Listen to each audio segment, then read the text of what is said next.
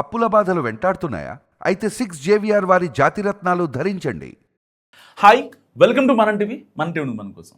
తెలంగాణ రేవంత్ సర్కార్ పేదలకు, ఎవరైతే ఇల్లు కట్టుకునే వాళ్ళకి శుభవార్త చెప్పింది. పట్టణ ప్రాంత పేదలు ఇంకా అల్పాదాయ వర్గాలు సొంతింటి కలను సాకారం చేసే దిశగా అడుగులు వేస్తూ ఇందిరమ్మ పట్టణ గృహ నిర్మాణ పథకానికి సంబంధించిన కీలక ఉత్తర్వులు జారీ చేసింది.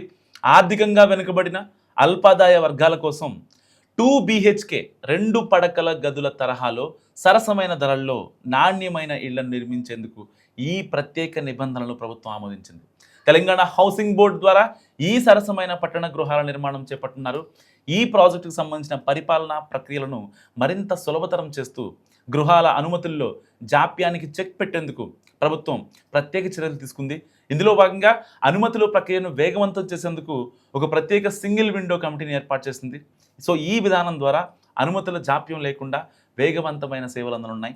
అలాగే నిర్మాణాలను త్వరితగతిన పూర్తి చేసేందుకు వీలుగా బిల్డ్ నౌ వర్క్ ఫ్లో అనే ప్రత్యేకమైన అనుమతుల ప్రక్రియను అమల్లోకి తీసుకొచ్చింది రేవంత్ సర్కార్. సో ఈ ఇందిరమ్మ పట్టణ గృహ నిర్మాణ పథకం కింద నిర్మించే ఇళ్లకు ప్లానింగ్, బిల్డింగ్, పర్మిషన్ ఛార్జీల నుంచి ప్రభుత్వం పూర్తి మినహాయింపు ఇచ్చింది. ప్రణాళిక అనుమతులకు సంబంధించిన ఎలాంటి ఫీజులను వసూలు చేయవద్దని, వాటిని పూర్తిగా మాఫీ చేయాలని విజ్ఞప్తి చేస్తూ ఇటు విద్యాశాఖ, హౌసింగ్ బోర్డు ప్రతిపాదనలకు ప్రభుత్వం గ్రీన్ సిగ్నల్ ఇచ్చింది.